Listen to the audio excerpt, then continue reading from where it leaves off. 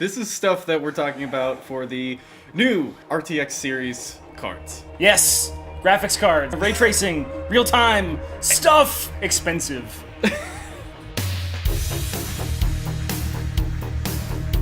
What's up, everybody? I'm Stan, and welcome to MES Tech. I'm Mac. Welcome to what is going to be a discussion about the latest and greatest from Nvidia's graphics cards. Just at Gamescon, they actually had an announcement where they brought us RTX 2080 Ti, RTX 2080, and RTX 2070. Yeah, we're super stoked about that. Neither of us can afford it, but we are pretty stoked on what it can mean to games. Yes, I mean, ray tracing is something that's super cool. Premiered for some of the cooler games that I'm really excited for personally. Battlefield 5. The newest Metro game. Metro Exodus? Yep. Cool. Well, let's first off talk about what are we talking about when we say real-time ray tracing? Yes, so this was something that took me a long time to get my head around. Still don't know if I'm completely set on this. Okay, so from what I understand, ray tracing is going to be light traveling back from your eye, the camera view, to an object, to a light source, and the reflections that have to happen in between. So let's say that if you're the camera and you're looking at a car, then what you're going to do is that RTX system is going to calculate this singular beam of light that comes out of that iris, out of that camera, hits the car, and then the reflection off the car bounces over and hits a brick wall, which causes another reflection, which goes back to the original light source. So while you might have some scenes where you have direct light coming straight into the camera, which are going to result in high intensity things or solar flares, like kind of effects, you are going to have situations where, say, like wood reflects different than metal, reflects different than concrete,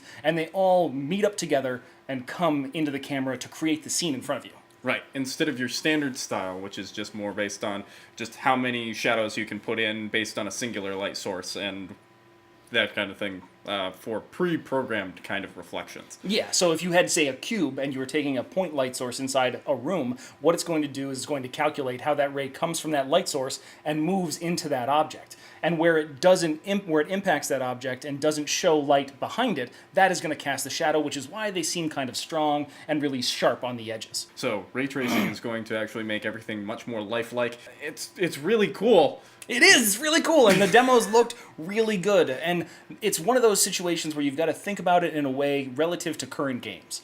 So if we're talking about how it's going to impact shadows, instead of having these sharp shadows, you're going to be able to see a much more rounded situation, and various other lights are going to impact it, making them a little bit more kind of like overlapping. You're going to see the impact of different lights of different intensities, which are going to bring out the realism inside the shadows and allow you to paint an environment in the darkness. One of the cooler things that I'm excited for is the Metro series. I'm a huge fan.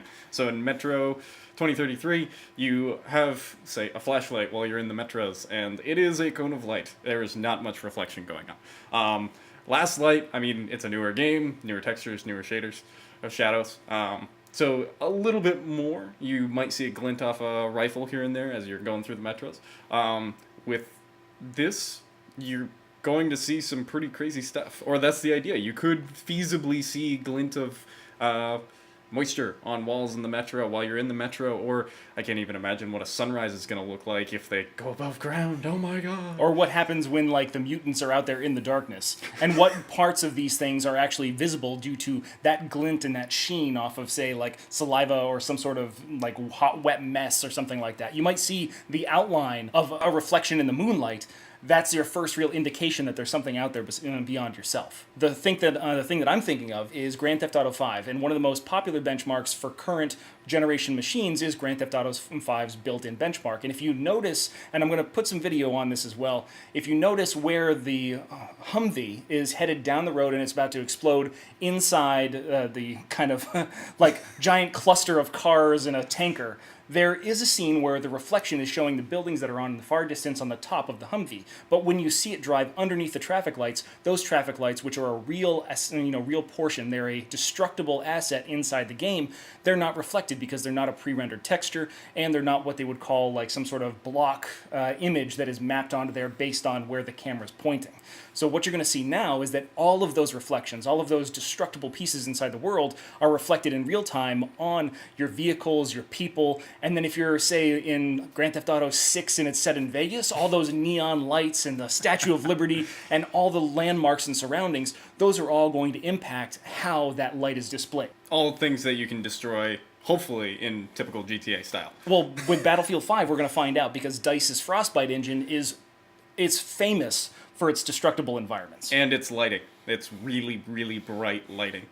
So that's one of the things that we're going to take a look at. But the other thing that we got out of Gamescon is DLSS. So that is deep learning super sampling. So essentially an AI, an AI has been programmed to take an image and then relearn exactly how that image is supposed to be displayed. And it's going to smooth out those edges, get rid of those jaggies. So instead of traditional super sampling where we're taking averages of pixels, we're actually going to see a programmable or a learning algorithm that is going to take care of those things to create smoother and sharper resolutions and smoother and sharper imagery in these individual frames based on what it's learned previously about rendering. Stuff that's going to be manipulated real time, as really these cards are doing with much more of nowadays than, say, the 10 series or the 9 series, which we'll see how all of this live rendering affects previous generation cards with performance and such. There's not really much benchmarks for the 20 series yet. Well, there's no benchmarks. The cards don't release until the 20th of September, and what we're going to see is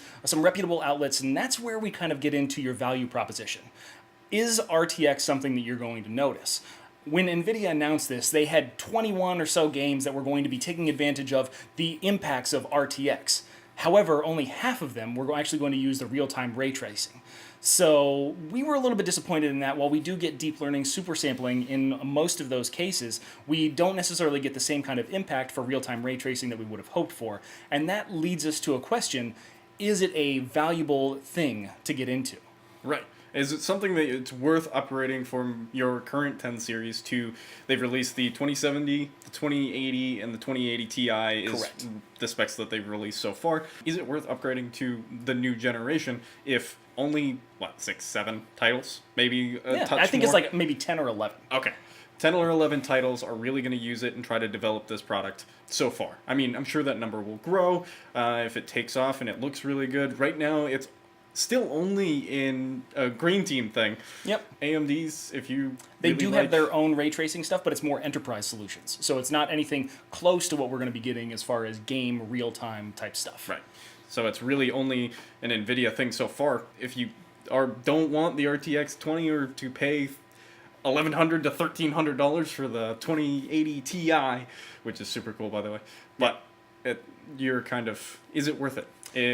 Well, what we're expecting is based on the current specifications, because what NVIDIA did is they released at least a little bit of information regarding what your base clock situation is going to be, how many CUDA cores are present in each of the cards, and the only real game changer appears to be happening on the RTX 2080 Ti outside of ray tracing in general. So we're talking about a drastic increase, somewhere in the neighborhood of 1,000 CUDA cores for processing, and these are not necessarily sophisticated processors. These are meant to do very straightforward, very simple math integers, and the whole idea is to batch a whole bunch of them at once so that way you get all that information, you increase your throughput. So the more CUDA cores, the more of these simple operations you can do to carry out complex tasks. So with the 2080 Ti, the RTX 2080 Ti, coming in at just over 45, right around 4,000, 4,500 CUDA cores. I don't have it memorized off the top of my head yet, but it is a pretty substantial increase over the GTX 1080 Ti. So the differentiation we're looking at between the GTX 2080, which is carrying on with a similar, 2,800, 3,000 CUDA cores compared to the last generation.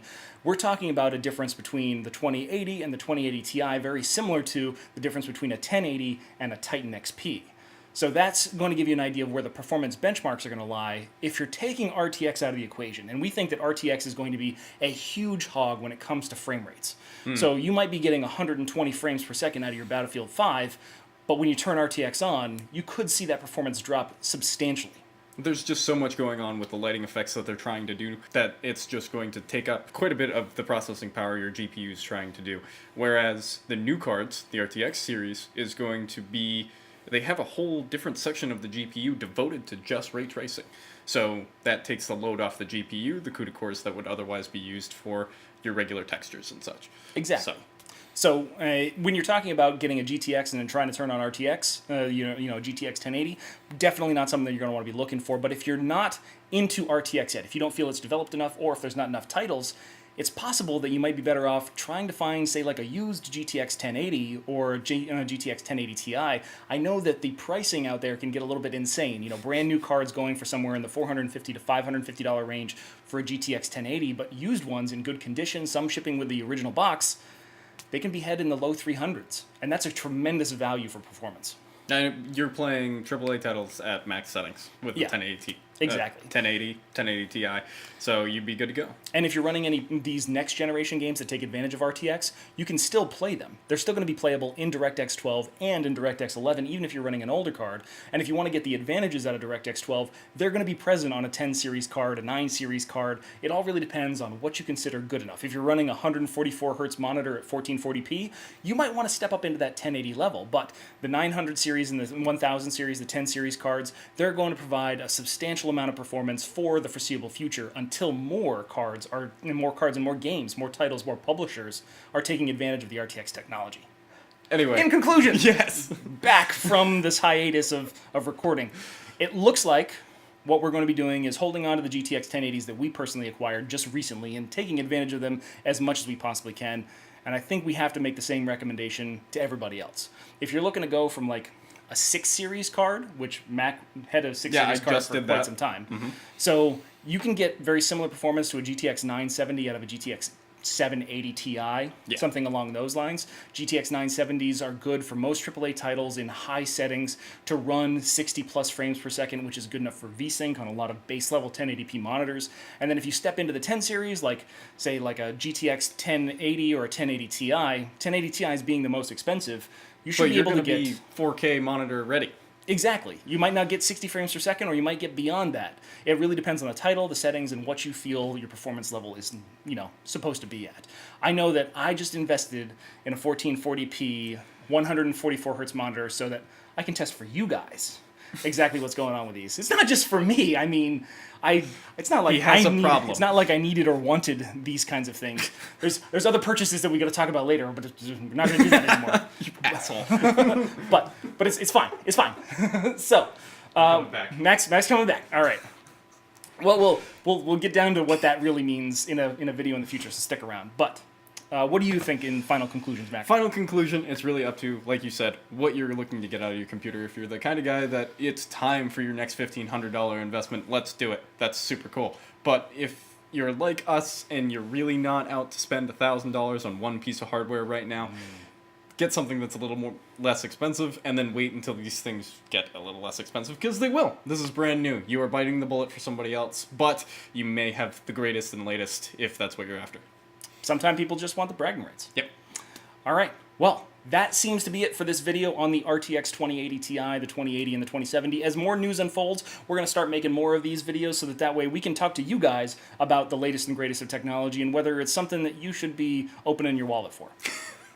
Okay, wait a second. We forgot something. So remember, always grab your safety juice. But if you like the video, make sure that you hit the like button. If you want to comment and chat with us and see how we can possibly improve the channel, make sure you comment down below. And as always, again, if you like it, like it. If you didn't like it.